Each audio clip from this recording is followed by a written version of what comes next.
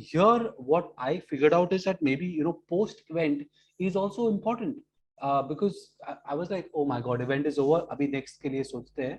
But I definitely, we can have someone work on the blog post for it and even the sound bites, so it leaves a trail for other people to know that, oh, there was something here, and they can hear that and maybe come for another event because it sounded interesting.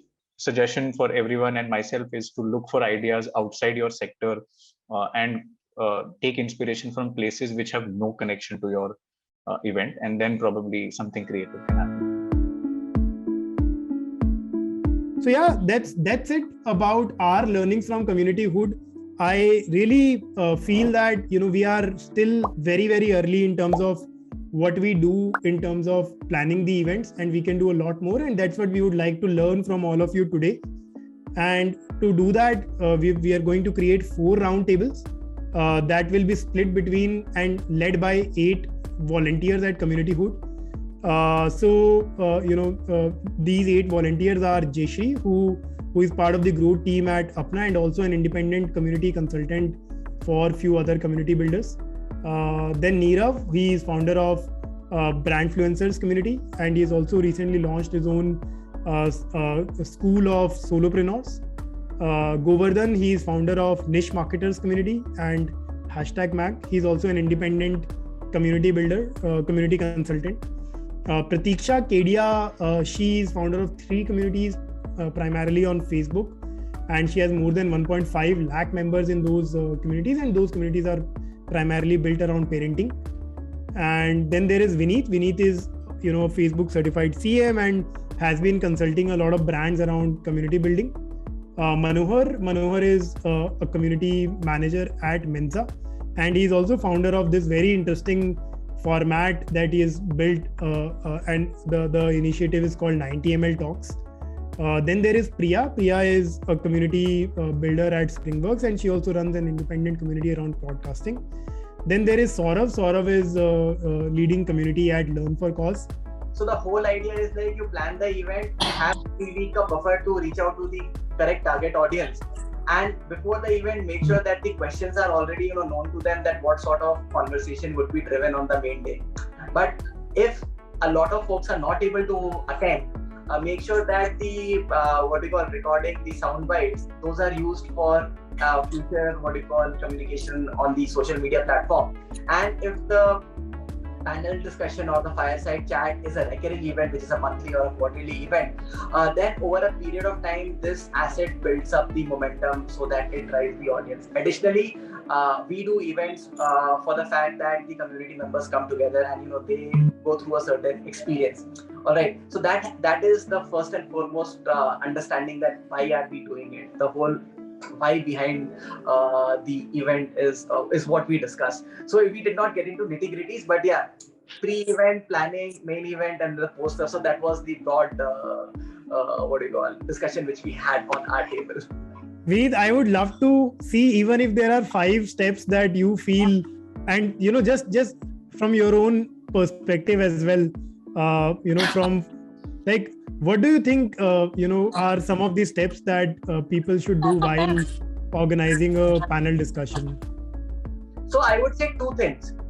If you want to call a particular thought leader, then you need to know that when they are available, and then accordingly you plan the event around that time.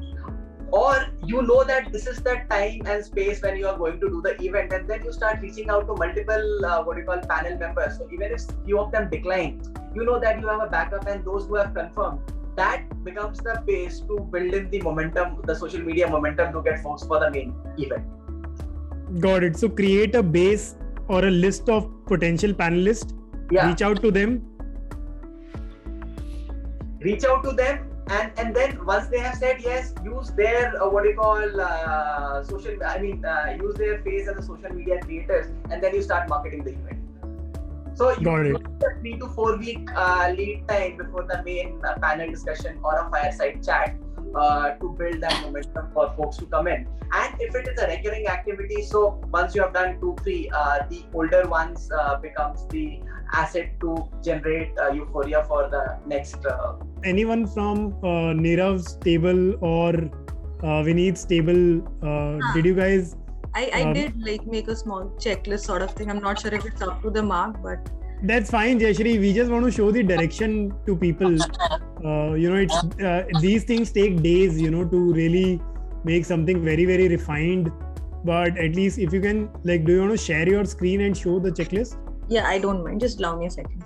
So, I mean, this basically covers what Vineet said. I just, picked whatever I thought I could just mention it. So, yeah, like you guys mentioned. So, first, I mean, we can speak to our members on what content they want.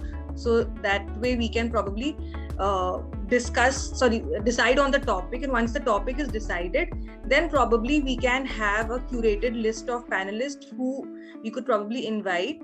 So yes, the panelists are selected and then invited. Then probably the promotions start. We start sending and posting on our social media. Then probably boosting and promoting posts, the one that we have posted.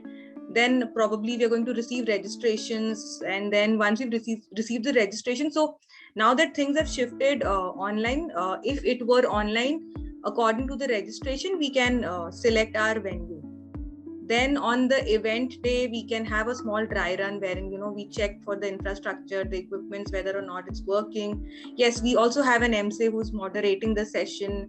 Then after the session, we, open a Q&A sort of thing with the attendees. If there is a high tea which is there, that could be opened. And once the event is done, probably after days, learnings could be sent to the attendees through, sound bites, blogs, videos. We first deliberated on what is the number of days we have in terms of timing, and we decided we'll do it after 30 days, and we backtracked as in chronologically what should be the steps. And of course, the way in this sheet it is mentioned, it was not exactly like that. We mentioned 8 points, and then we realized, acha, RSVP to kiya hi nahi. Other things have been done. So we readjusted it. We discussed upon how many books we should choose, what should be the duration of the event. And we realized... For the sake of everyone's knowledge, can you talk about what exactly is a human library? I should do that, yeah. So we were basically trying to create a human library event, which is exactly like your library. It has many books. Just in this case, the books are people. So just like you read a book, you come to the human library to listen to a person who are sharing their story. They do it for 30 minutes in a group of 5 to 10 people. And there are multiple books on the occasion of the day. And every 30 minutes, you get swapped. So in one human library event, you can listen to average 3 books, 3 to 5 books, and each book talks for 30 minutes. Initially, they share what their story is, and then there is an interactive session also. So mota, it's like it is packaged as human library. It's more of an interactive session, but you come with that immersiveness, you come with that curiosity, and you listen to the main book on the day. And wherever you're coming, it's not only for one person. It's like having 3 to 5 stories at your disposal. The curation is also done in a very thoughtful way that each of these books are very different. At the same time, these human books are oriented also to present themselves better to the audiences. I think this is something we missed in the course of our discussion. We directly started identify the 5 human books, identified, and then check feasibility of the venue for various things, then book the venue, and this was an important point, that because this is an unfamiliar format, there will be a lot of people who will need some sort of orientation. So we'll make a one-pager. We made an assumption that we have a small WhatsApp group and we have an Instagram following. So this template, which will set the right expectations and introduce the flow of the event, will be shared on both these channels. Otherwise, people will be more disillusioned and they might not take that decision of RSVPing. At the same time, because it is a physical event and people plan a physical event on an average of 10 days to 7 days, we decided that we should start the RSVP very early and we should do structured announcements. And giving Satya's example, he came up with the point that we shouldn't reveal everything. It should be like a trailer for a film. So we first share only interactive posts, keeping the guests hidden. Then we share who are the human books. And finally, we give a glimpse or an excerpt, just like you have a synopsis of the book on social media post. And we understood that for this event, it's basically content-driven attendance. The more interesting content you put through these channels, the greater the chance of attendance. Of course, hygiene-wise, informing, giving them multiple reminders. We deliberated what is a good frequency of reminders, what is the right point where we should remind them without bothering them. And I think much of the pre-event planning will go into creating these posts for communication. And we couldn't reach the event preparation time, but honestly, in a human library, it's a very self-driven atmosphere. Once you have set up everything, you just need to keep track of time and people swap, and then you just conclude the event with some group photos and stuff. So broadly, these are the things. And finally, we of course decided that we should inform audiences on how to reach and norms of the event space. Norms of the event space is very important. We will be hosting it in a third-party space, so there might be certain norms which they should be aware of. That should be intimated to them.